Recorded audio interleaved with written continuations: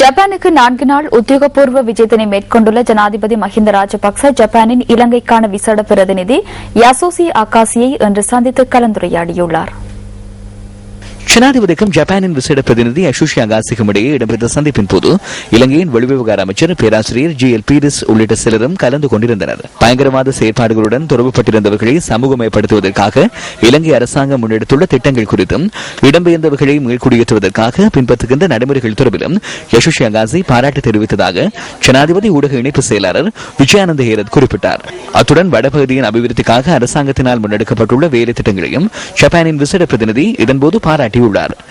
இதனையடுத்து ஜனாதிபதி மஹிந்த ராஜபக்ச உள்ளிட்ட குழுவினர் யசுஷி அகாசியுடன் மதிய போசன விருந்து உபசாரத்திலும் கலந்து கொண்டனர்.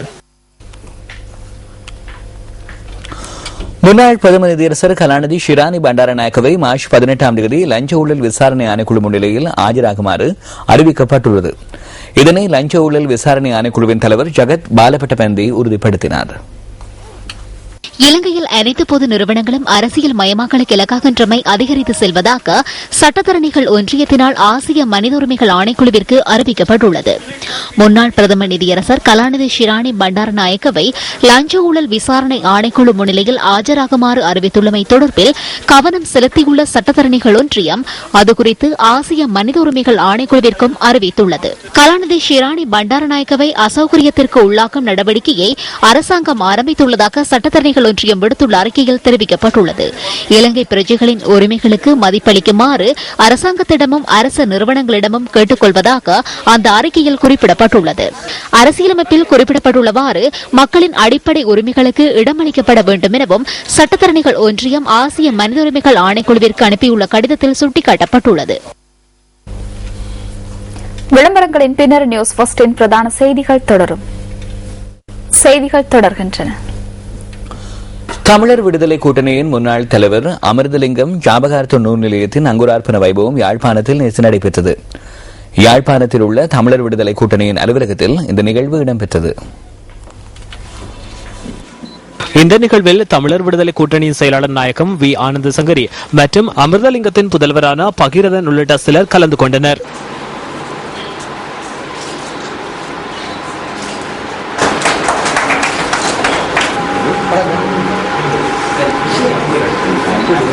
என்னுடைய தந்தையார் அரசியலுக்கு வந்தார். அவரை பொறுத்தவரை அவர் அப்படி இறப்பதற்கு கூட தயாராக வந்தார். நாங்கள் எத்தனையோ லட்சம் மக்களை, ஆயிரக்கணக்கான இளைஞர்களை, சிறுவர்களை, பெண்களை எதற்காக கொல்லப்படுகிறோம், எதற்காக துரத்தப்படுகிறோம் என்பது கூட தெரியாமல் கொலை செய்யப்பட்ட எத்தனையோ ஆயிரம் மக்கள் இருக்கிறார்கள். அவர்களுடன் பார்க்கும்போது என்னுடைய தந்தையார் அரசியலுக்கு வந்து இறந்ததை விட இது மிகவும் ஒரு பாரதூரமான கஷ்டமாக இருக்கிறது.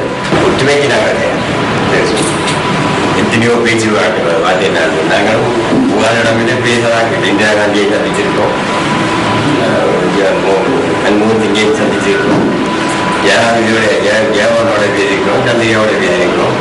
இப்படி பேசி பேசி பழக்கப்பட்டவர்கள். ஆனால் எங்களுக்கு ஒன்றும் தெரியாத நினைப்பில் இப்பொழுது செய்யப்பட்டுள்ளனர். நாட்டின் மொத்த வருமானத்துக்கு மீனவர்கள் பாரிய அளவில் பங்களிப்பு நல்கின்றனர். எனினும் மீனவர்களின் மீதான அக்கறை குறைவாக உள்ளமை கவலைக்குரிய விடயமாகும்.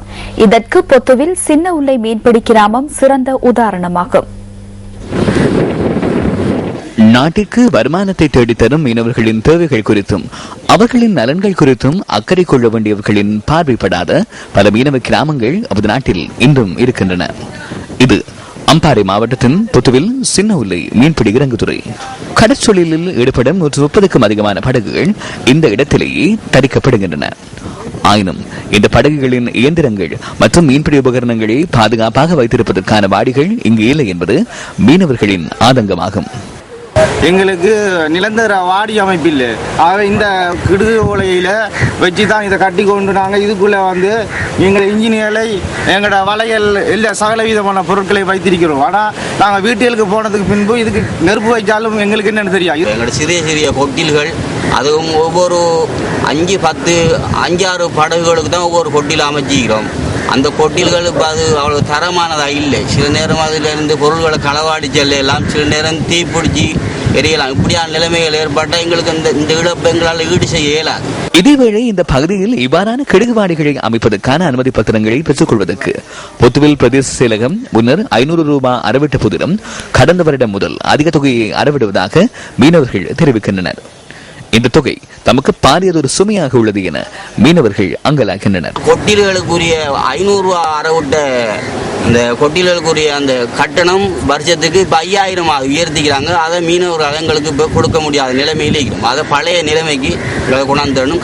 இது குறித்து நாம் பொத்துவில் பிரதேச செயலகத்திடம் வினவினோம். வாடி கட்டுறதுக்கு அந்த காசு இல்ல, மீன்பிடிக்கிறாங்களுக்கு அந்த பாடு ஒவ்வொரு அந்த ஒரு வருஷத்துக்குரிய அந்த பாடு உரிய லைசன்ஸுக்கு தான் அந்த காசு. சின்ன ஊர்ல யாருக்குமே நாங்க இந்த வாடி கட்டுறதுக்கு 500 ரூபாய் வாங்கல, 5000 ரூபாய் வாங்கல. முந்தி வாங்கப்பட்டது இப்ப ஸ்டாப் பண்ணப்பட்டிருக்குது. இதேவேளை இங்குள்ள மீனவர்களுக்கு மலசர கூட வசதிகளோ குடிநீர் வசதிகளோ செய்து கொடுக்கப்படவில்லை. சின்ன உல்லை பகுதியானது வெளிநாட்டு சுற்றுலா பயணிகள் தினமும் வருகை தரும் ஒரு பிரதேசமாகவும் காணப்படுகிறது. 130க்கும் அதிகமான இயந்திர படகுகள் மூலம் கடற்சொழிலில் ஈடுபடும் மீனவர்களுக்கான அடிப்படை வசதிகள் இன்னும் செய்து கொடுக்கப்படாமை கவலைக்குரிய விடயம் அல்லவா? நியூஸ் ஃபர்ஸ்ட், உங்கள் வாழ்க்கை எங்கள் செய். வடபகுதி மக்களுக்கான அரசியல் உரிமைகளை வழங்காமை ஜனநாயக விரோத செயல் என ஐக்கிய தேசிய கட்சியின் பார்லிமெண்ட் உறுப்பினர் கருஜா சூரிய தெரிவிக்கிறார். இன்று நடைபெற்ற ஊடகவியலாளர் சந்திப்பொன்றிலேயே அவர் இதனை கூறினார். யுத்தம் பஸ்ஸே சமாஜ பद्धතිயம் ඇතිවෙච්ච ඒ තුවාලවලට පිළියම් කිරීමට யுத்தத்தின் பின்னர் சமூக கட்டமைப்பில் ஏற்பட்ட காயங்களுக்கு தீர்வுகளை பெற்றுக் கொள்வதற்காக கற்றுக்கொண்ட பாடங்கள் மற்றும் நல்லிணக்க ஆணைக்குழுவை நியமித்தனர். அரசாங்கத்தினால் நியமிக்கப்பட்ட அந்த ஆணைக்குழுவின் சிபாரசுகளை கூட நடைமுறைப்படுத்துவதற்கு அரசாங்கம் விரும்பவில்லையா என்பதை நம்மால் புரிந்து கொள்ள முடியாதுள்ளது. யுத்தத்தின் பின்னர் நாட்டில் அனைவருக்கும் அரசியல் தீர்வொன்று கிடைக்கும் என இந்தியாவும் எதிர்பார்த்திருந்தது. 13வது அரசியலமைப்பு திருத்தம் தொடர்பில் பேசுகின்ற போது அரசாங்கத்தின் தலைவர்கள் இந்தியாவின் பிரதமரை மட்டுமல்லாது ஐக்கிய நாடுகளின் செயலாளர் நாயகத்தை சந்தித்து 13+ தொடர்பில் பேசினர். இன்று அவை அனைத்தையும் மறந்துள்ளனர். சர்வதேசத்துக்கு வழங்கிய வாக்குறுதிகளை நிறைவேற்றாமையினால் நாட்டின் மீதான நம்பிக்கை இல்லாமல் போகின்றது. தாம் விரும்பிய விதத்தில் பொய்யான வாக்குறுதிகளை வழங்கினால் சர்வதேச மட்டத்தில் இலங்கையை எவ்வாறு ஏற்றுக்கொள்வார்கள்?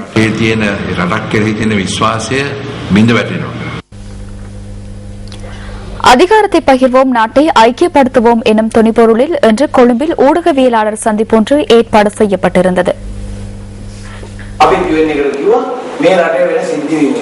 இந்த நாட்டில் இடம்பெறுகின்ற விடயங்கள் குறித்து ஐக்கிய நாடுகளுக்கு நாம் கடிதம் அனுப்பியுள்ளோம். இதை தீர்க்க முடியும் அல்லவா? ஏன் கடிதம் அனுப்பினீர்கள் என சிலர் நம்மை திட்டுகின்றனர். இவ்வாறான சம்பவங்களை தொடர்ந்து முன்னெடுக்கின்றனர். ஐக்கிய நாடுகளுக்கு கடிதம் எழுதியதற்காக எமக்கு மரண அச்சுறுத்தல் விடுக்கின்றனர். நாம் கூறுவது செவிடன் காது சங்கூதுவதை போல் உள்ளது. அதனால்தான் இவற்றை ஐக்கிய நாடுகளுக்கு தெரிவித்தோம்.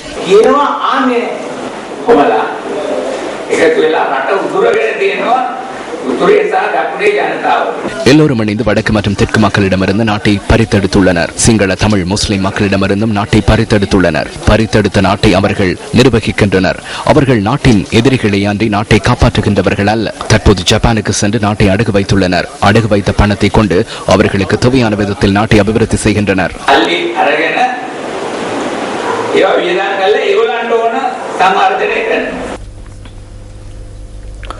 இன்றைய பத்திரிகைகளில் வெளியான கேலி சித்திரங்களில் இருந்து நாம் தெரிவு செய்த கேலி சித்திரம் அடுத்து.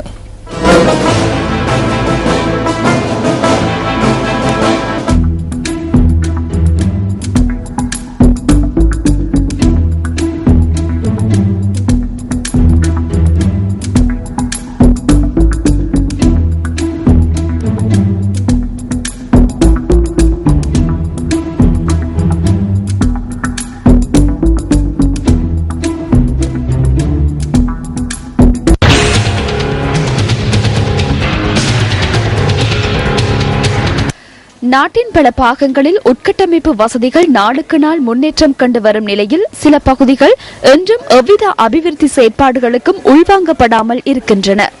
மட்டக்களப்பு மாவட்டத்தின் அம்பிலாந்துறை வாவிக்கரை வீதியும் அதிகாரிகளின் கவனத்துக்கு உட்படாது காணப்படும் ஒரு வீதியாகும். இந்த வீதி சேதமடைந்த நிலையில் காணப்படுவதால் இப்பகுதி மக்கள் மிகவும் சிரமங்களுக்கு மத்தியிலேயே தமது தேவைகளை நிறைவு செய்து வருகின்றனர். மழை காலத்துல போகலாது, உளுந்தோண்டி போக வேண்டிய நிர்பந்தத்துக்கு இந்த பாதை இருக்கின்றது. இது முக்கியமான ஒரு பாதை. இதை இந்த பிரதேசத்துக்குரிய அதிகாரிகள் கவனத்தில் கொண்டு வருமாறு நான் தாழ்மையுடன் கேட்டுக்கொள்கிறேன். ஏற்கனவே தாரிடப்பட்டு இந்த வீதி புனரமைக்கப்பட்ட போதிலும் அதன் பின்னரான காலப்பகுதியில் ஒழுங்காக பேணாமையினால் என்று குன்றும் குழியுமாக இவ்வாறு காட்சியளிக்கின்றது.